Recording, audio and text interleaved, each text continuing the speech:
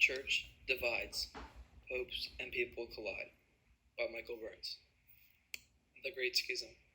In 1054 Europe, the Eastern churches were led by Patriarch Michael Kohl, and the Western Church was led by Pope Leo IX. When these two separated, it marked the Great Schism. The Eastern Church had many theological issues.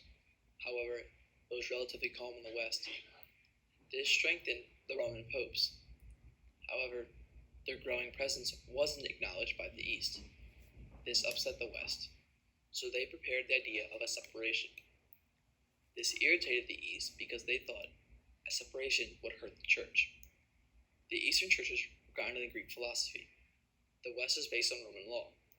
Even though the religion is the same, having different roots leads to important differences in practices and ideals. Jealousies and colliding interests intensified their disputes. The schism finalized when Pope Leo IX talked of an excommunication of Michael Kohl and his followers. An excommunication is not allowing people or peoples to participate in churchly actions and rituals, which basically says you can't get into heaven. After the schism, it created the two largest denominations in Christian faith, Roman Catholicism and Eastern Orthodox. Scholars challenged the Church. Inconsistencies from the East and the West made choosing one side hard. Questionable actions brought in followers challenging the Church's reliability and stability. There was a famous case with unleavened Eucharist or azymes.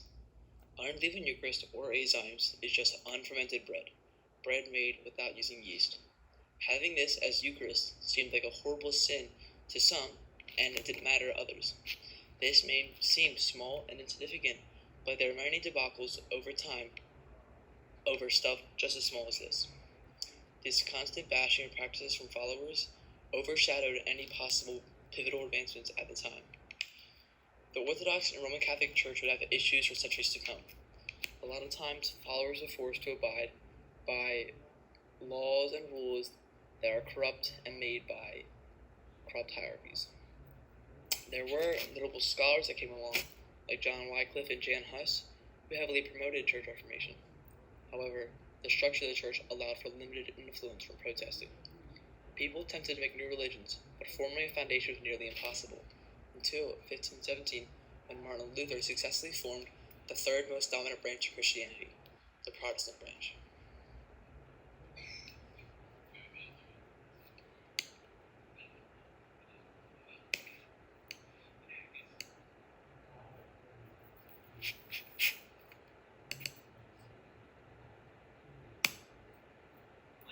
Hey, how we doing?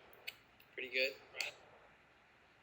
My primary source, the Bible, specifically Matthew 28, verse 18 through 20, John 20, verse 21.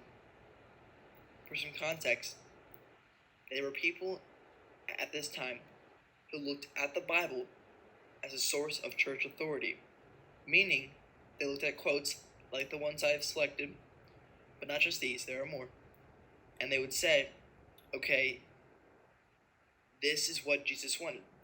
And what they determined was, from these quotes, it was that the disciples and their descendants should lead and guide the church followers and the church religion. Meaning that the current leaders are not supposed to be there, simply as that. And they believe there's no way that the leaders nowadays are descendants of the disciples. So when this was brought up to them, when this was brought to the leaders, they said, nope, you're filling in gaps. It's not what it means. You're implying this. You're biased. Not what it means. So it was shot down of like all of the things and didn't matter to them. But it's kind of interesting how the leader of a religion is disregarding the most important book of that religion. It's fascinating. These are some sources.